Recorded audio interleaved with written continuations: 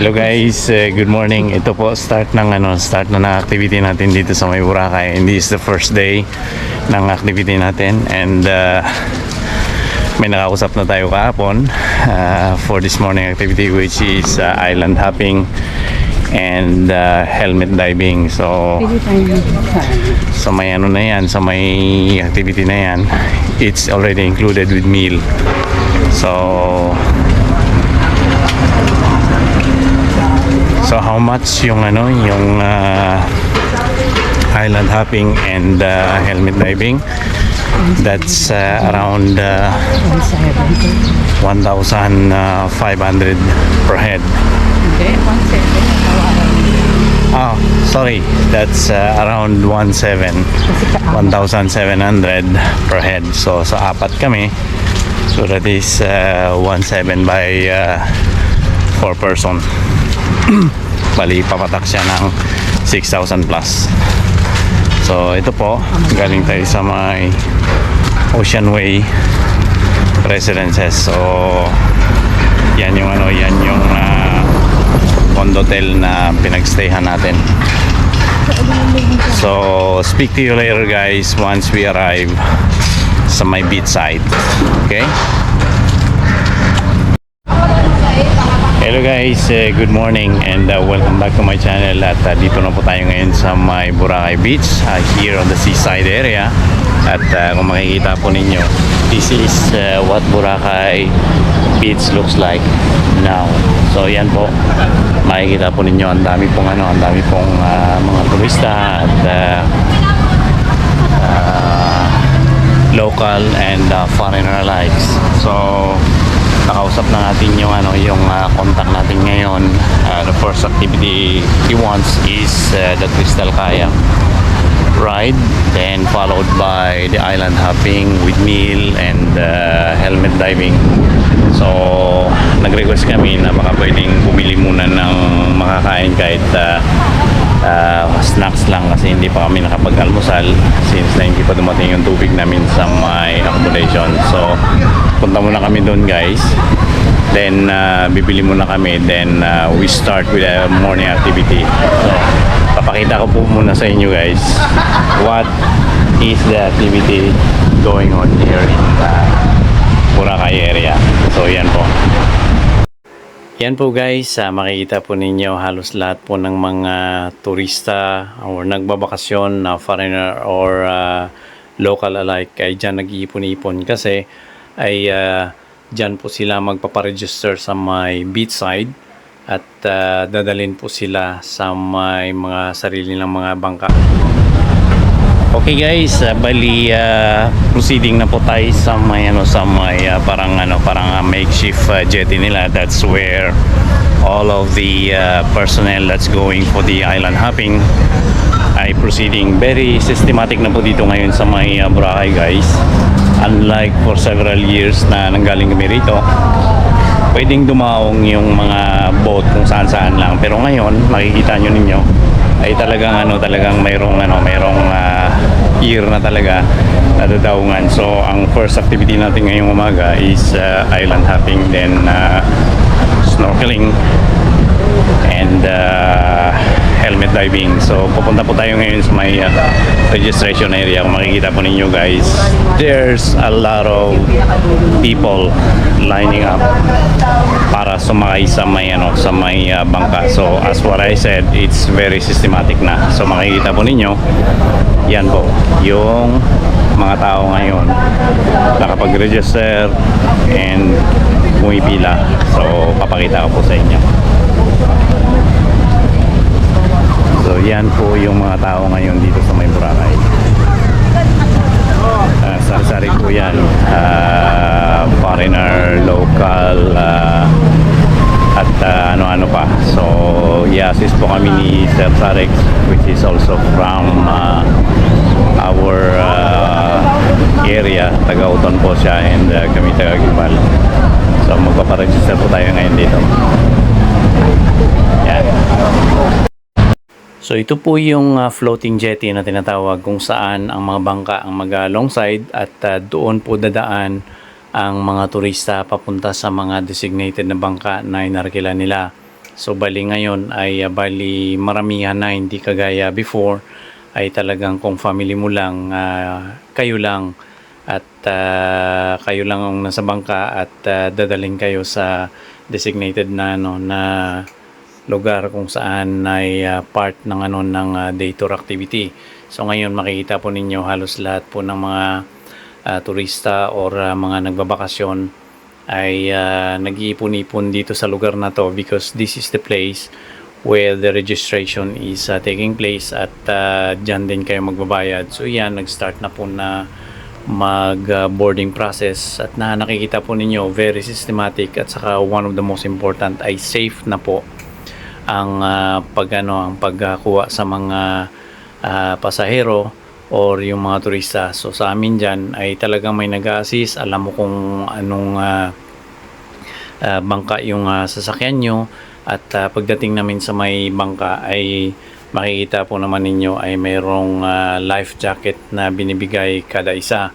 So yan, at nakikita po naman ninyo na halos lahat ay naka line up na dyan sa may floating jetty at both sides may mga naka alongside na mga bangka at kanya. Hello guys, ito po, dito na tayo sa may bangka ngayon. Nasa board na tayo ngayon sa may boat where we're gonna be doing the island hopping.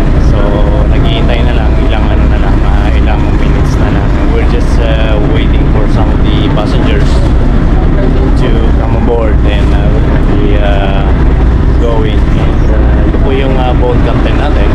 He's gonna be driving us to Paikot ng buong island, sir.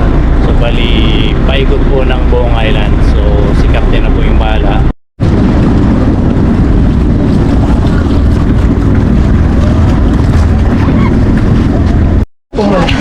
Wala akong makita. So bali mag-snorkeling po tayo dito ngayon dito sa may spot na to.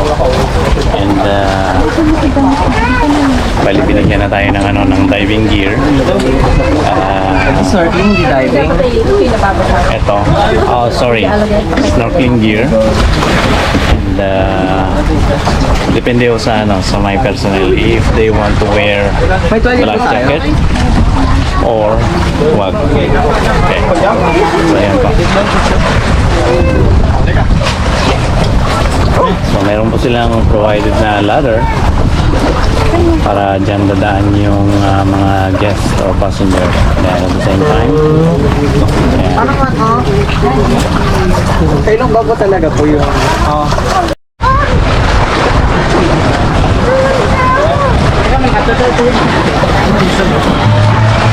So yan po bali umahon na kami sa may dagat. Yan na po yung end ng snorkeling. Then maybe few minutes from now we're gonna be proceeding to the next destination natin, which is mayroong picnic tayong pupuntahan.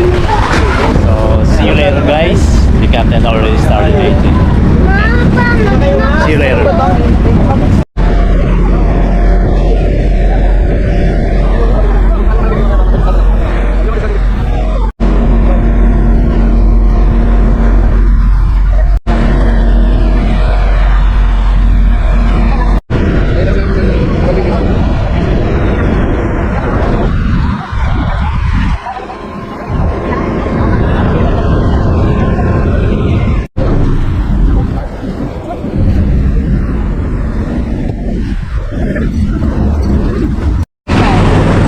Bawal mag-uwi ng Shell, no? Hello po, ito arrive po, ka-beach na po tayo. Then pupunta tayo doon sa may Crystal Kayak. And gusto ng doon naman sa may mga silong na yun guys.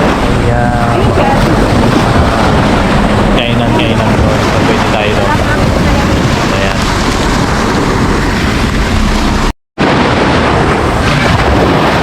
Hello guys, Good morning and welcome dito sa may Boca Beach. Dito po sa may Boracay. So ito po yung second station na natin. So yung first station natin kanina is yung snorkeling spot. So nakaligo tayo doon kanina, then followed by the Boca Beach stopover. So after that ay pupunta tayo doon sa may Lubok. So I don't know, the next station ay doon daw tayo kakain, and mayroong awabat for free at hindi na lang ay donation. So yan, papakita ko po sa inyo. Nag-enjoy ko yung family ko dito. So isa po yan sa mga bucket list namin palagi. Once na nasa bakasyon ay usually we have mayroong magkakaroon ng out of town or some kind of a family bonding. So yun po yung sinishare ko sa inyo palagi. Ang kasi namin, every now and then or every time that I'll gonna be on vacation ay mayroong time for family talaga. So more on travel and banding, family banding. So yun po yung sa palagi sa may share ko sa inyo. So papakita ko po sa inyo guys, yung dagat dito sa may Boca Beach ay napakalinaw, napakaganda. Ayan.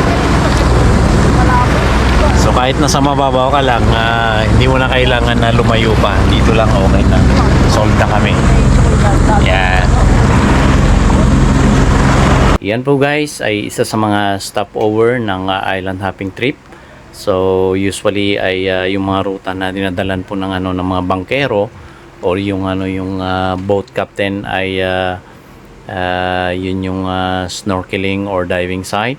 Then itong Boca Beach at ang kagandahan po dito sa may Boca Beach ay medyo malayo-layo po siya at saka walang masyadong naliligo, kaya ang tubig ay malinis. So maobserbahan nyo naman yan guys kapag ang area ay maraming naliligo, maraming mga turista, usually ang tubig ay medyo disturbed na at medyo kumbaga iba na po yung kulay. Unlike here in Boca Beach, talagang malinaw, malinis at saka talagang yung mga tao lang na or yung mga turista lang na mga dinadala dito sa area na to, yun lang yung mga naliligo. So yan, balik kung nakikita po ninyo yung bangka natin ay tinali na lang muna yan para hindi siya madadala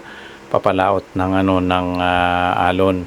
So bali yan, pababalik na po yung boat captain natin at papunta siya ron sa may service boat natin kung saan nakatali.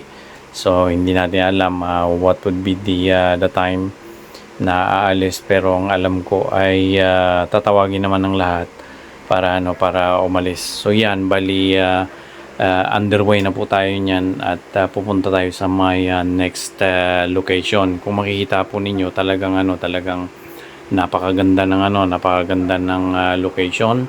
Napakaganda ng mga islang makikita ninyo. Yung tubig, malinaw. So yan, darating na.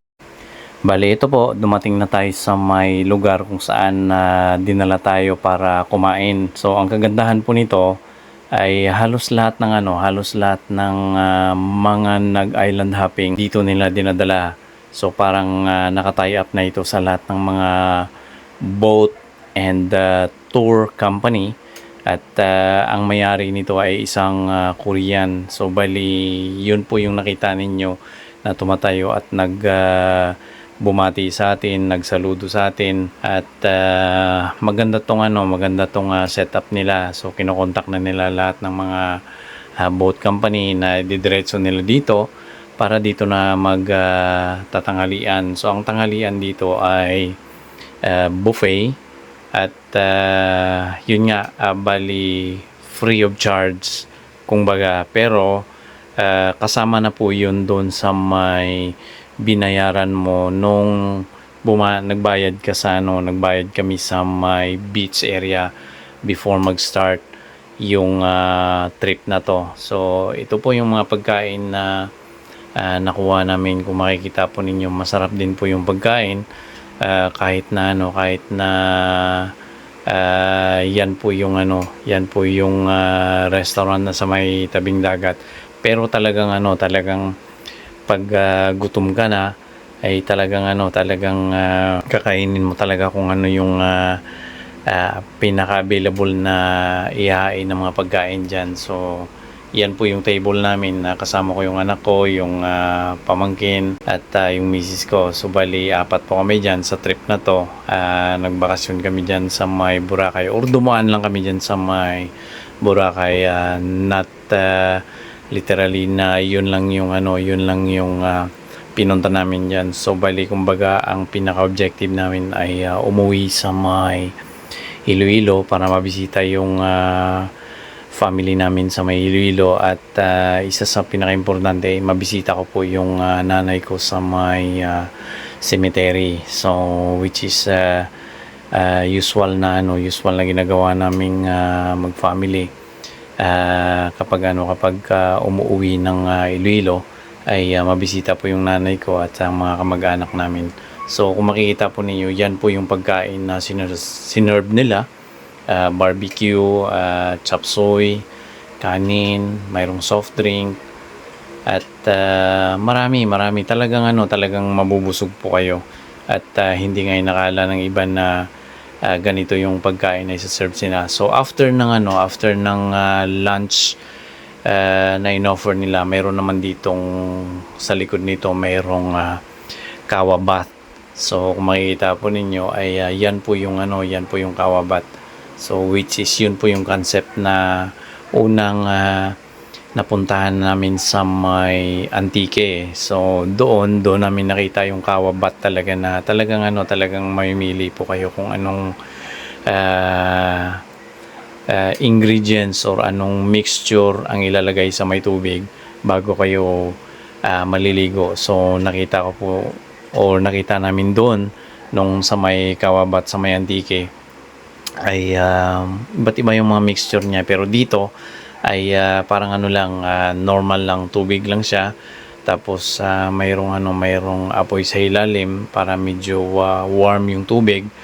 At for lang ito, actually for photos and video souvenir ng mga turista or yung mga kumakain dito, at sinasabitan nila ng SAS, at saka part ng marketing strategy siguro ng may-ari para mas lalong makilala tong restaurant niya rito sa may Boracay, since na medyo malayo siya sa may matataong lugar talaga.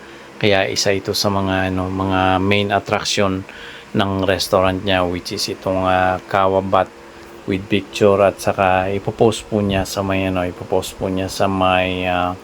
Facebook page niya, at sinabihan niya na lang kami na doon na lang daw namin ikukunin yung mga pictures namin. So yan po, at tatlo na po kami diyan sa may loob ng kawa, at talagang enjoy yung family ko diyan, at enjoy ko po yung bakasyon ko diyan, especially itong trip na to. Kaya talagang sulit po. So yan po yung may-ari ng restaurant, is very kind enough, and sinusubukan niyang magsalita talaga ng Tagalog, kahit na hindi siya masyadong magaling, but to be fair with him, he is very nice and very accommodating. So to you sir, salute to you, and hope to see you next time. At para makapag bisita uli dyan sa my place nyo. So yan, bali picture taking na lang po yan, then after that proceed na po kami sa my next trip namin, or next location namin. So yan, bali nakaalis na po kami dyan, and papunta na po kami sa may next location. Yan. Bali, dumaan na lang kami dyan sa may area. Marami po yung mga yate, and ang kagandahan ay talagang maganda yung panahon nung bumibiyahe po kami niyan. So underway na po uli yung yung bangka namin. Papunta na po kami sa may helmet diving site. So diyan po yung yan po yung isa sa mga usual destination ng mga karamihan dahil gusto nila ma-experience yung helmet diving. So yan ay naka-alongside na po yung bangka natin dyan, at parang kami lang po yung idadrop dyan. Bali kasi kami lang po yung naka-schedule for that activity. So kung makikita po ninyo, ang dami pong mga dyan, mga grupo ng mga helmet diving company. So sa gilid iba ring company niyan, at saka dito sa kabila iba-iba po yan. Makikita po ninyo sa mga logo ng mga helmet nila. So kanya-kanya pong kanya-kanya po yung design, and may mga pangalan po yan. So bali ang procedure po yan ay bago ka pumunta or you're going to join with that activity ay magkakaroon muna ng free helmet diving briefing or safety induction. Tapos ang nakita ko lang po diyan na medyo downside ay wala silang first aid na naka-standby. So yun po sana yung magawa nila ng improvement in the future. So may iba diyan na pag-akyat ay medyo sumama yung pakiramdam. May iba na pagkababa pa lang ay bumalik na kagad sa taas kasi grabe ang pressure, sumakit yung tainga, dumugo yung ilong, at ayaw nang bumalik. So yun po yung kailangan na i-emphasize nila sa magpa-participate dito sa may activity na to. At yung mga nagda-dive, huwag sana hatakin pababa kagad. Bali ito po yung last activity natin for the day. Bali dinala po tayo fast craft tayo from diving site. Then papunta tayo dito sa may labas po ng Boracay Island. Bali nag-ATV tayo or all-terrain vehicle activity, at saka yung kayak picture taking. Plus mayroon din silang kawa bath, pero hindi na namin kinuha po yan. Bali doon na lang po kami nag-concentrate sa may ATV or all-terrain vehicle activity, plus yung picture taking. Bali bali parang nasa ilog na area tong pinuntahan namin, at saka marami po silang activity rin dito na ino-offer. Kaya medyo maganda rin ang site na to. So bali dinala po kami diyan ng tour guide namin, nag-facilitate kung saan nung nasa island hopping. So yan, makikita po ninyo mayroon silang zipline adventure, sky bike, ATV package. Marami pa sana yan, kaya lang kulang na sa oras. So sana kung ginawa namin ay iba sana yung kinuha namin na araw para dito. So yan, bali pabalik na po kami niyan sa may Boracay, sa may mainland, sa may Boracay Island na talaga. Bali kinunan ko na lang yung engine ng fast craft na sinasakyan namin. Bali pabalik na po kami niyan dahil tapos na po yung ATV activity namin doon sa may pinuntahan namin, at medyo hinapon na po kami niyan, medyo makulimlim na, kaya kailangan na naming bumalik. So yan, makikita po ninyo yung mga sailing boat na nagsilabasan na sa hapon, at ang ganda. Kaya talagang ma-enjoy mo yung view pa lang, at saka yung mga activity. Medyo pagod pero okay lang yan, yung pagod matatanggal din yan. Pero yung moments na makakasama po ninyo yung family nyo, yan yung isa sa mga pinaka-importante. So as usual na sinasabi ko po sa inyo, sinishare ko po sa inyo, ay talagang para sa time sa my family. That's what I always says sa mga vlog ko, especially pag nasa bakasyon. Nabasa ko nga yung pera daw ay makikita. Pero yung time na mawala sa iyo na hindi nyo ma-enjoy kasama yung family nyo ay lumilipas po yan. Nagkakaedad po tayo, tumatanda po tayo. Thank you for watching, guys. Don't forget to subscribe to my channel and hit that notification bell para ma-notify po kayo on every video I'm uploading.